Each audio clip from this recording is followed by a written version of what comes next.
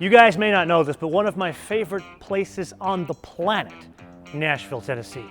Yes, for the obvious, music, not just country, the food, not just hot chicken, and the opportunity to drive cars on some very cool roads. Now, the last time you and I were there was, 8 months ago when we drove the ES. But see, here's the problem with Nashville. There's never enough time to do all the things you want to do, so I had to make a choice: drive the third derivation of the ES, which we didn't get to, the F Sport, or go to the station inn. You can imagine which one I chose, so let's right that wrong and drive the F Sport, the more sporting of the three models of the ES, but not just drive it in terms of like a review. Let's understand what it's like to live with a mid-size, near-luxury sedan that in this case has some sporting intentions and also is finished in a stunning color.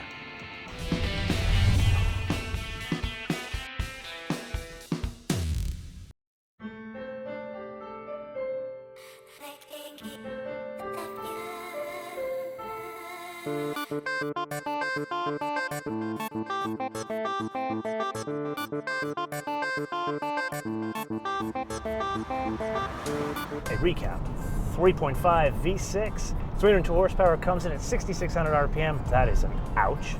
And then 267 pounds of torque, comes in at 4,700 RPM. That is definitely a double ouch. But still an ES, and we still got to understand pulling power, so let's put our foot into it, make sure this Mini doesn't pass us. We're leaving the Mini in the dust, and okay, there's plenty of pulling power, but I'm going to point something out here. It's supple pulling power, meaning it resisted the temptation of a 2.5 turbo in this car, where we still go with the V6, so we get the power, so we can catch up with that Mini now and pass these trucks so we can get onto the 405, but it doesn't feel like it's being strained within an inch of its life. And that's the thing you notice after you drive it for more than a week, that it's a V6, and that is indeed a good thing. Because the reality situation is, you and I both know, when you go in Turbo 4s, the fuel economy is going to be the same when you do this, whether it's a Turbo 4 or a V6. But as an aside, I do need to complain about something here. As a former Supra guy, why the hell can't the F Sport be like an HKS kind of thing? I mean, come on, man. Someone's paying extra for it. Why can't we even just a little bit of extra power so I can get around a moron like this in this stupid old Pacifica? Aside from some changes in cosmetics, different coloring in the trim, and of course, badging what makes up the F Sport on the ES range. Well, best as Kumo and I could tell, there are three tangible items. First and foremost are the wheels. They're bigger, 19 inches all the way around. Second, that augmented or fake engine sound that we experienced in the i8 Roadster, that makes its way here, obviously Lexus interpretation of it. And then the biggest, do you remember a year ago, a little less than a year ago, we drove that Avalon, the sport model, and we played this very odd round of show and tell where I pilfered the adjustable dampers from that car's chief engineer, and I showed you how they worked. Well, those adjustable dampers make it to the ES when there's this badge on the side.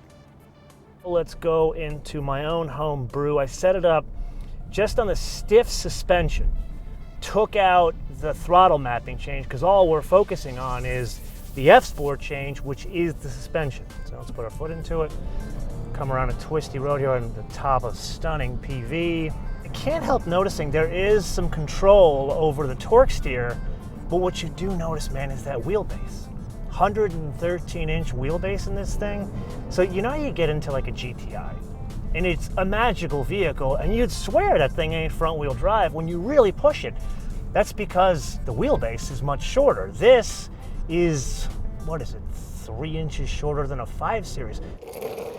That time again, your favorite game in mind, the options game. Today's contestant, a 2019 Lexus ES350 F Sport for a base price of $44,035. Very reasonable if you ask me, considering how that thing is built. To that we add the adaptive variable suspension. I'm confused. I thought that was standard on an F Sport, $750. Then we had blind spot monitor, blah, rear cross traffic assist, blah, intuitive parking assist, blah, blah, blah. That's all the rage with the baby buggy set these days. $1,065. Then wireless charging, $75. You're really gonna charge me $75 for wireless charging? Come on, throw me a bone here, man. Kias have that as standard. To that, we add the triple beam LED headlights, which look very cool at night. $1,515. Not that cool. Then we add something very important. Navigation, not so much that, but the Mark Levinson audio package, $3,000. For that, it's a wonderful system, although I would suggest more bass. Thank you very much. Or arigato gozaimasu. Then hands-free power open close trunk.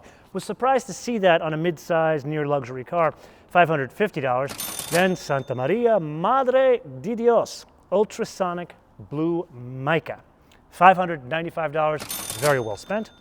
Then we have to add the delivery, processing, handling fee. What are you handling for $1,025? That's more than other cars. Which brings us to $52,610.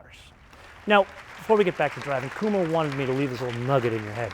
For about 53 grand, one could have this, 302 horsepower front wheel drive, an E-Class that is 4-cylinder, about 250 horsepower, a BMW 5 Series, also stripped down, about 250 horsepower out of 4 cylinders, or the G80 Sport with 365 horsepower rear drive. If Kumo made you choose, and you could only choose one of these three brand new, which would you choose?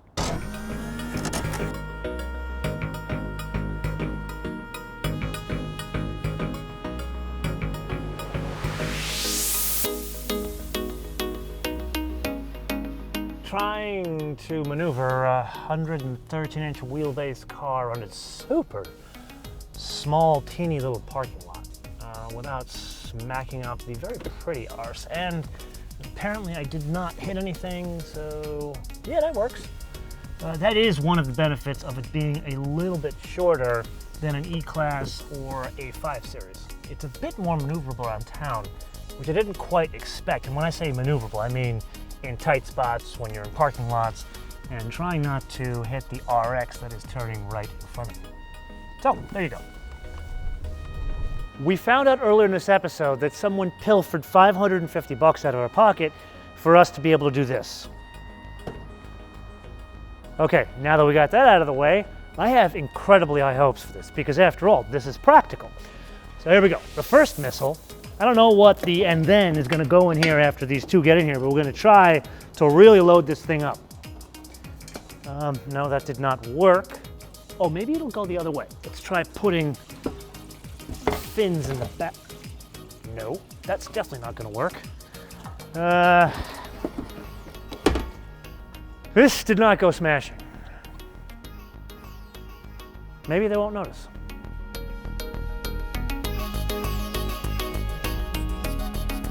So a little bit behind the scenes here while I check off some of the things that I need to cover with you guys. To hear unread messages or create a new one. Apple CarPlay. Unread messages. You have a new message from Laura. Attachment. One image. Want to reply? No. Okay. Well, apparently you can't see pictures, which is a good idea. You don't want to see pictures when you're driving. So there should be a way in which it says, hey, check back later, because you won't be able to see an image. Anyway, that's just my 2 cents. Over the past 10 years, I've endeavored to beat into your collective heads that it's not just performance, it's not just design, but it is also very much your choice in color and trim that can make or break the car you intend to live with over the next couple of years. Exhibit A, these two fine aircraft, not exactly cars, but they still have wheels. Look at the livery on this as well as the livery on this. If it was just some blah gray, they would fade off into oblivion, but because it's a stunning blue livery with some military in there, and this one gray, yellow, and green, it stands out. It makes you remember them. Exhibit B, a Lexus, part of the Toyota family, in ultrasonic blue mica, whatever they want to call it, it stands out. People who are car people that would never notice a Lotus have come to me over the past week and said, wow, that is a beautiful car, because of the color, not the design. But if it were white, people would look at it and say, oh, nice Camry.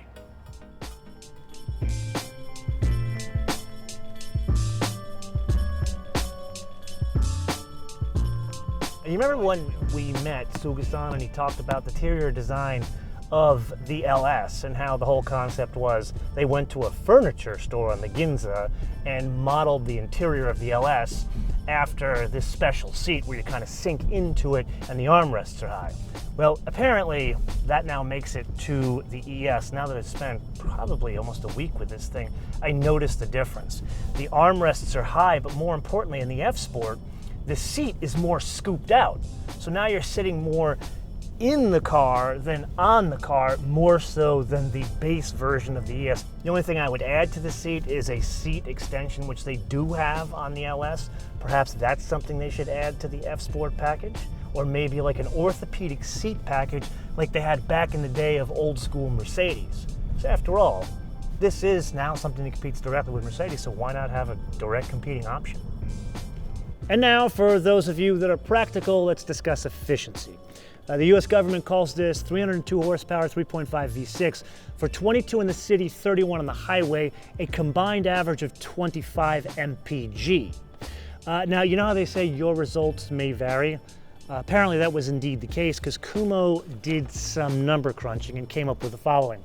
Now, you need to understand something. We did both city and highway, more city, and there was some twisty roads in there, but also keep in mind it's a 3,700 pound car. So our results were 19.7 on average. I don't know if that's the weight of the vehicle or Kumo's aggressive driving.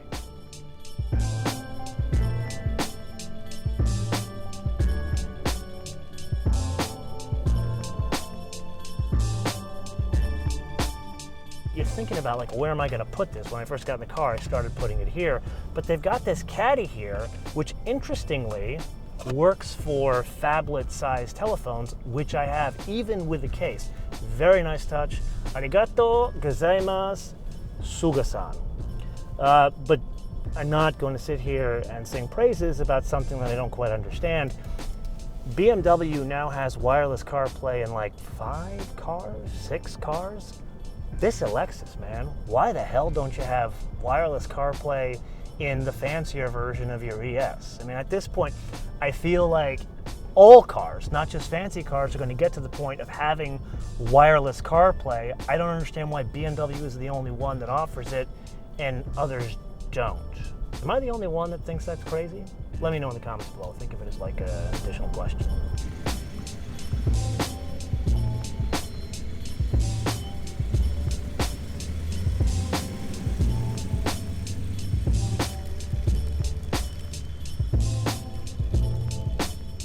And the verdict of what's it like to live with an ES, even one with sporting intentions, is it's not much different than living with a regular ES.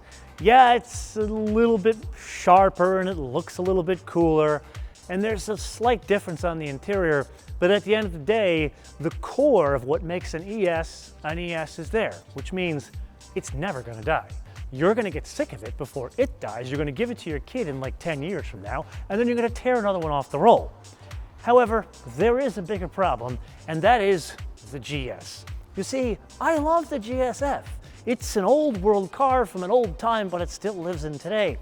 But not for long, because you and I both know, if I'm reading the tea leaves correctly, there's going to not be a GS in the future, which means no GSF. Now, if you can do the math here, this is going to take the space of where the ES and the GS was supposed to be. So let's extrapolate here. I don't know, maybe there's some electrification. Whatever goes on, you could tune it to be sportier. But when you're trying to be all things to all people, can it take up residence in that one vaulted area that is the GSF? Or even a GSF Sport? I don't think so. And maybe it's an unfounded fear we'll see in the future. But for now, living with an ES and expecting an ES, it's wonderful. Until I see you next time, be später.